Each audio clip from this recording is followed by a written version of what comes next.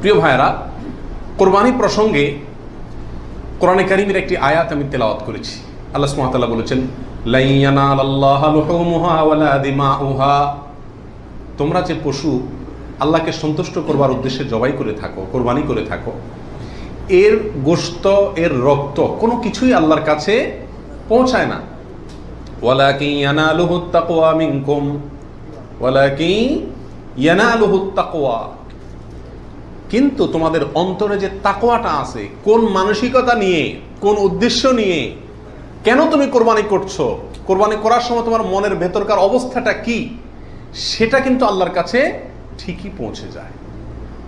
গোশত রক্ত জমিনেই থেকে যায়, দুনিয়াতেই থেকে যায়, উপরে ওঠে শুধুমাত্র তোমার অন্তরের ইচ্ছাটা, বাসনাটা। এই জন্য কোরবানি করার আগে সবচেয়ে গুরুত্বপূর্ণ পয়েন্ট হলো নিয়তকে খালেস করে নেওয়া। কি করে নেওয়া ভাই?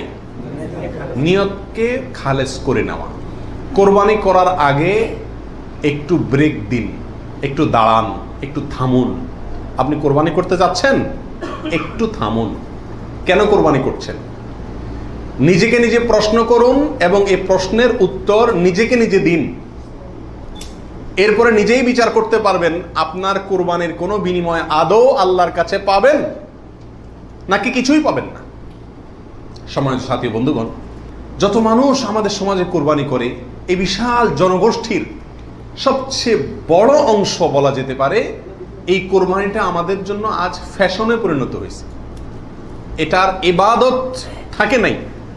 কারণ ইবাদত হয় সেই কাজ যে কাজ বান্দা আল্লাহকে খুশি করার জন্য করে। কোরবানিটা সবচেয়ে বেশি সংখ্যক মানুষ করে, এর একটা কারণ এটাও যে কোরবানি এমন একটা ইবাদত যেটা নগদ লাভ নিজেই পায়।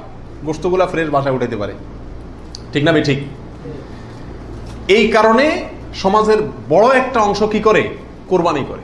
আবার অনেকে কোরবানি করে নিজের নেতাগিরি জাহির করার জন্য। নেতা সাহেব, এমপি সাহেব, মন্ত্রী সাহেব, ব্যবসায়ী সাহেব, অমুক সাহেব, তমুক সাহেব, 10টা গরু, 5টা গরু, সবচেয়ে বড় গরু। এই যে একটা প্রতিযোগিতা, এই প্রতিযোগিতাটা মনে হচ্ছে ভালো কাজের প্রতিযোগিতা, আসলে এটা হলো এক ধরনের বড়াই, মাতবরির প্রতিযোগিতা, নিজের প্রভাব প্রতিপত্তি, নাম সুনাম এগুলোকে প্রতিষ্ঠিত করার প্রতিযোগিতা। যেটা কি প্রশংসনীয় নাকি নিন্দনীয়? নিন্দনীয়। এই জন্য ভাইরা আমার, কোরবানি করার আগে প্রথম একটু থেমে নিজেকে প্রশ্ন করতে হবে, আমি কেন কোরবানি করছি? আমি কি মানুষকে দেখাবার জন্য করছি না আল্লাহকে সন্তুষ্ট করার জন্য করছি? এই বিষয়টি নিজেকে নিজে প্রশ্ন করে এর ইতিবাচক এবং সঠিক উত্তর বের করে আনতে হবে। তারপরে কোরবানির দিকে পদক্ষেপ নিতে হবে। আল্লাহ তাআলা আমাদের সবাইকে বিশুদ্ধ রূপে সঠিকভাবে কোরবানি করার তৌফিক দান করুন। প্রিয় ভাইরা আমার, এবার আমরা চলে যাই প্রশ্ন উত্তরে সরাসরি। প্রথম প্রশ্ন হলো, কোরবানি কি?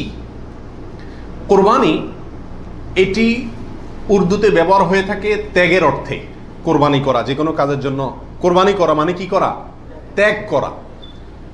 এই পশু কোরবানিকে কোরবানি বলা হয় এই জন্য যে এই কোরবানিটাও আসলে মূলত কি?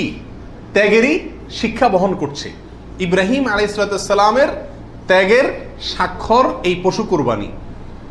এর মাধ্যমে ইব্রাহিম আলাইহিস সালাম যে আল্লাহর জন্য বিশাল বড় ত্যাগ করেছিলেন, আল্লাহর কথাকে মানতে গিয়ে নিজের জীবনের সবচেয়ে বড় পরীক্ষার সম্মুখীন হয়েছিলেন এবং তিনি ত্যাগ করে পরীক্ষা উত্তীর্ণ হয়েছেন।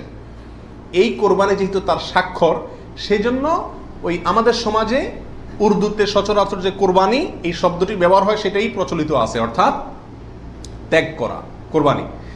আর আরবিতেও কোরবান শব্দটি আছে, যেটা কোরআনে আল্লাহ তাআলা ব্যবহার করেছেন।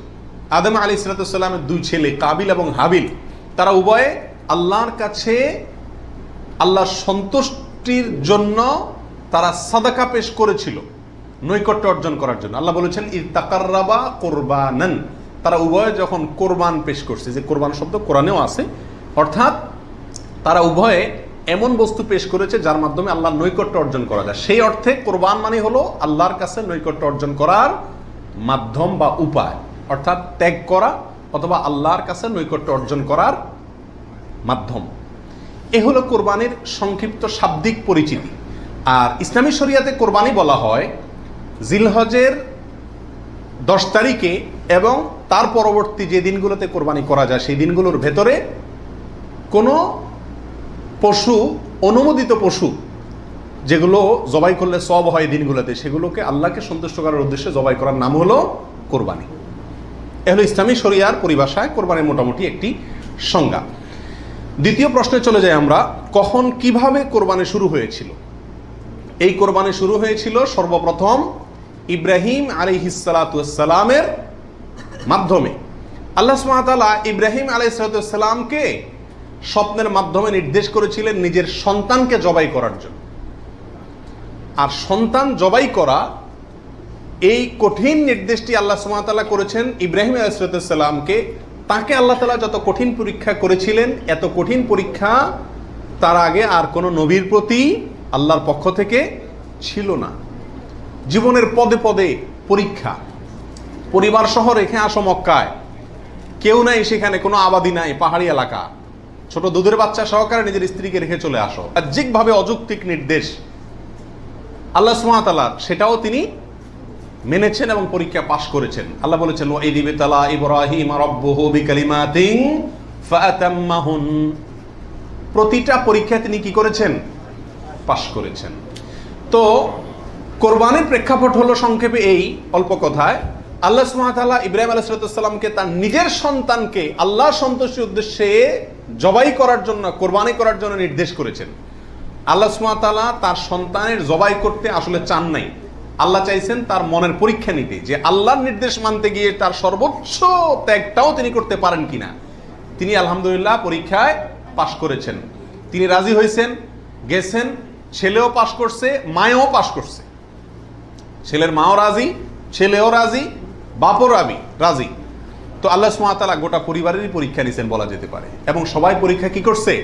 পাশ করছে। জবাই করতে গেছেন, আল্লাহ সুবহানাহু ওয়া তাআলা ছেলে তো জবাই হতে দিবেন না, এটা তো ছিল একটা পরীক্ষা মাত্র। আল্লাহ সুবহানাহু ওয়া তাআলা সেখানে অন্য একটা পশু, দুম্বা বা এই জাতীয় কোনো পশু আল্লাহ সুবহানাহু ওয়া তাআলা দিয়ে দিলেন।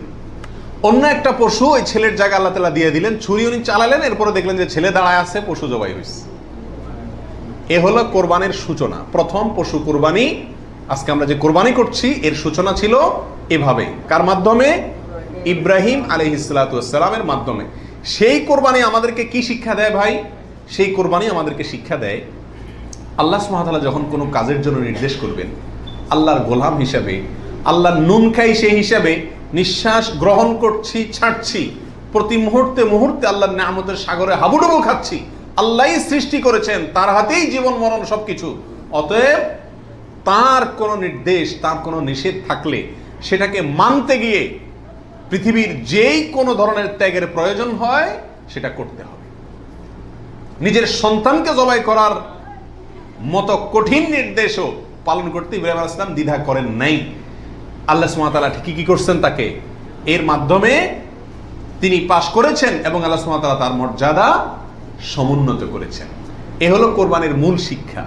আল্লাহর নির্দেশ, সেটা যত কষ্টই হোক মানতে, সেটা মানার জন্য সব ধরনের ত্যাগ করতে প্রস্তুত থাকা, এটা হলো কি ভাই? কোরবানির শিক্ষা। আর ওখান থেকেই কোরবানিটা শুরু হয়েছে। এরপরে আল্লাহ সুবহানাহু ওয়া তাআলা সেটাকে পৃথিবীর মানুষের জন্য ওই স্মৃতিকে, ওই আদর্শকে রেখে দিয়েছেন। এখন আমরা পশু কোরবানি করছি, কিন্তু এটার শুরুতে কিন্তু পশু কোরবানি ছিল না। মূলত এটা শুরুতে ছিল নিজের সকল কামনা, বাসনা, ভালোবাসা সবকিছুকে আল্লাহর নির্দেশের সামনে কি করে দেওয়া? কোরবানি করে দেওয়া। এ হলো এই কোরবানির গোড়ার ইতিহাস।